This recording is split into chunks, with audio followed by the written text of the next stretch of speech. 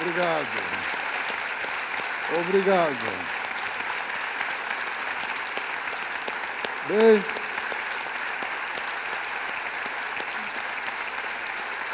é uma honra estar aqui hoje, nesse teatro, onde, como pianista, em 1962, eu toquei um concerto de Mozart, número 27.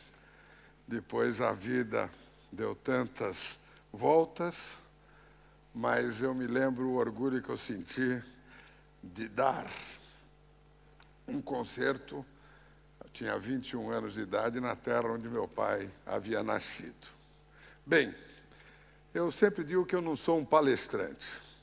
Eu simplesmente conto a minha trajetória. E eu digo que a minha vida começou em 1898, quando meu pai nasceu.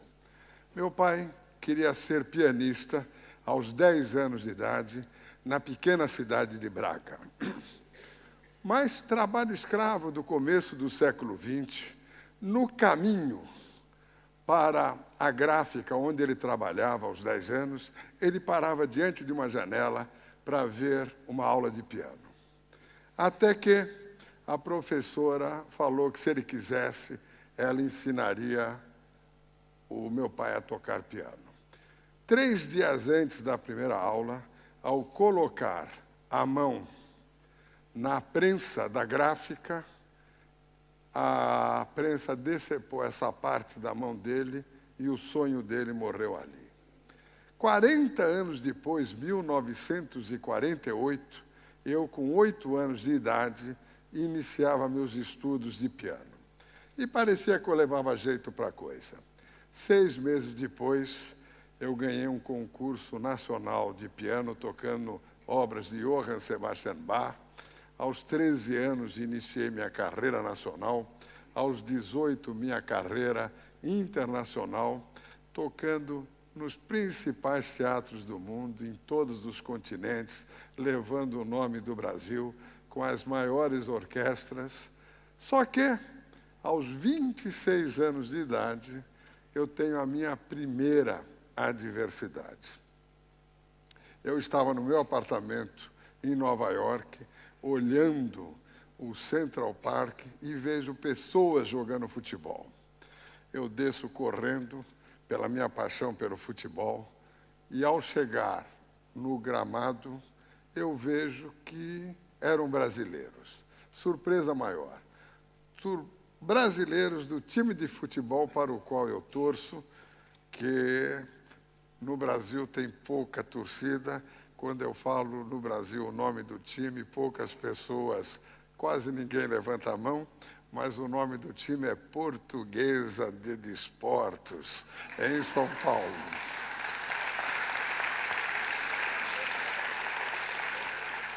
E aí, eu falo para o técnico, se vocês quiserem, eu posso treinar, porque vocês estão com 18 jogadores. Num dos treinos, numa queda, uma pedra rompeu o meu nervo ulnar. Em outras palavras, o meu sonho morria ali. Mas um dos maiores neurocirurgiões americanos fez uma operação que foi uma solução paliativa. E com dedeiras de aço, eu continuei a dar concertos, mas, após 2 anos, num concerto no Lincoln Center, em Nova York, tocando sonatas de Prokofiev, no dia seguinte, a crítica era bastante negativa no New York Times. Eu leio a crítica, eu telefono para o meu empresário e digo, cancele tudo, acabou aqui o meu sonho. Música tem que ser feita com perfeccionismo e emoção. Emoção ainda eu tenho, perfeccionismo não mais. Volto ao Brasil, vendo meus pianos, vou estudar numa faculdade, mas eu encontro, 3 anos depois, um grande lutador de boxe que tinha sido nosso campeão mundial de pesos-pena, chamado Éder Joffre. Eu digo para ele, você tem que recuperar o título mundial para o Brasil. Ele falou, já estou com 37 anos, João. Eu falei, mas se você quiser, eu serei seu empresário. No dia seguinte, ele me telefona e diz, João, vou começar a treinar. Você vai ser meu empresário? Eu não era um expert em boxe, mas para fazer uma história longa, curta, 1 ano e meio depois, Éder Joffre recuperava o título mundial para o Brasil e um ex-pianista era seu empresário. Quando eu vejo o juiz levantar a mão dele, eu digo para mim mesmo, eu sou um covarde. Esse homem recuperou o título mundial para o Brasil, eu não tentei o piano novamente. Eu compro um piano e eu percebo que se eu não usasse o dedo anular, praticamente só como apoio, o público não iria perceber. Começo a estudar, o que eu vou falar aqui não tem importância pianística, mas simplesmente como fato. Fui recuperando a velocidade, e numa escala cromática e de volta do piano, do começo ao fim, voltando, eu conseguia fazer 21 notas por segundo, que eu fazia a ida e a volta no piano em 8 segundos e pouco. E eu percebi que o público não iria perceber. Telefono para o meu empresário e digo, marque o Carnegie Hall que eu estou de volta. Ele falou, mas são 2.800 lugares e o público já se esqueceu de você. Eu falei, marque. 3 dias antes, chego a Nova York, eu não gosto dessa história de limousines. No dia do concerto, eu tomo um táxi e vou para o Carnegie Hall. Quando estou chegando perto, eu vejo, no Brasil a gente fala uma muvuca. Eu vejo um trânsito, eu falo para o motorista, o que está acontecendo? Ele falou, não sei qual que é o raio do artista que está tocando hoje, mas parou a Rua 57. Eu falei, meu Deus, sou eu! Bem, foi a noite da minha vida. 2.800 pessoas na plateia e, o que é raro no Carnegie Hall, mais 300 cadeiras extras que tiveram que colocar no palco. No dia seguinte, uma das maiores gravadoras me convida para gravar a obra completa de Johann Sebastian Bach, e a vida dos sonhos volta. Gravando em Los Angeles, tocando novamente pelos Estados Unidos inteiro, mas após 7 anos, por causa da mudança de posição, fiquei com LER, lesão por esforços repetitivos. E pela segunda vez tive que me afastar do piano, com um período conturbado. Após alguns anos, um crítico escreve que, como pianista, eu também não tinha interesse. Perguntaram se eu iria responder. Eu disse, jamais respondi um crítico, é um direito dele. Mas no dia seguinte eu abro o mesmo jornal e vejo um artigo maravilhoso do meu pai, com 90 e poucos anos, defendendo o filho. Vou na casa dele e digo, vou conseguir acabar a gravação completa da obra de Bach.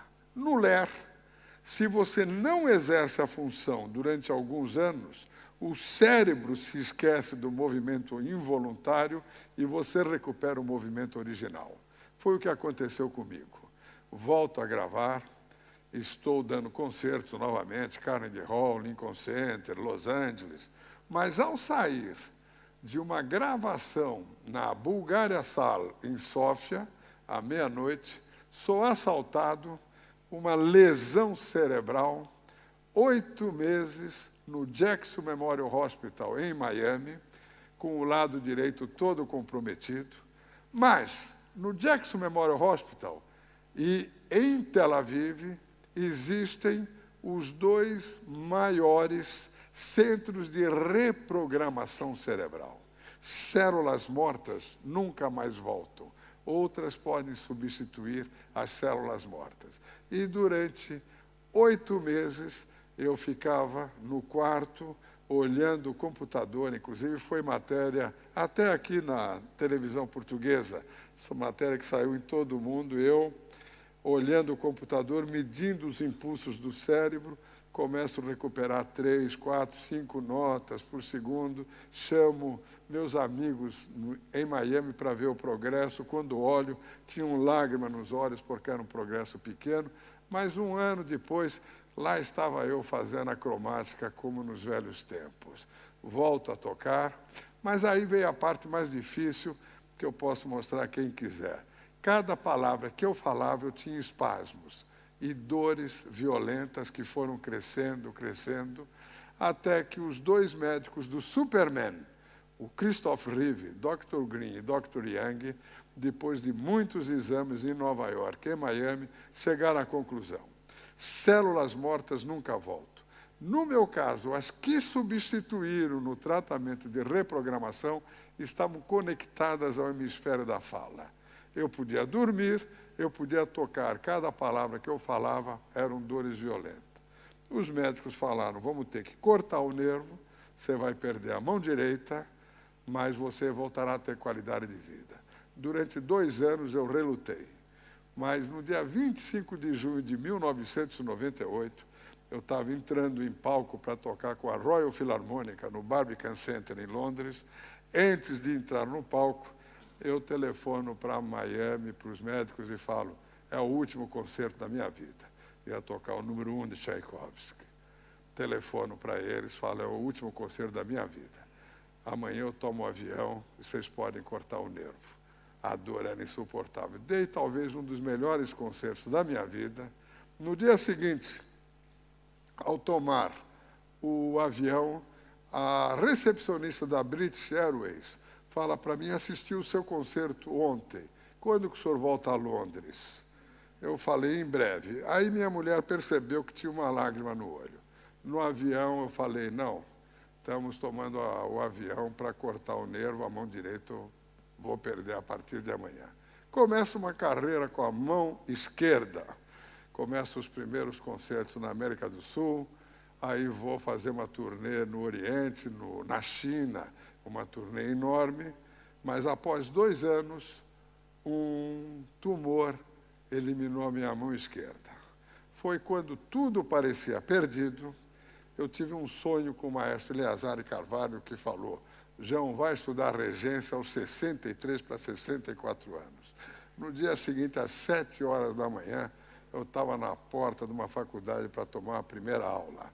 Para fazer uma história longa, curta, nesses 7 anos, mais de 800 concertos nos principais teatros do Brasil, nas principais favelas, comunidades do Brasil, fazendo um trabalho social, hoje educando cerca de 1.500 crianças carentes, e em alguns dos principais teatros do mundo também.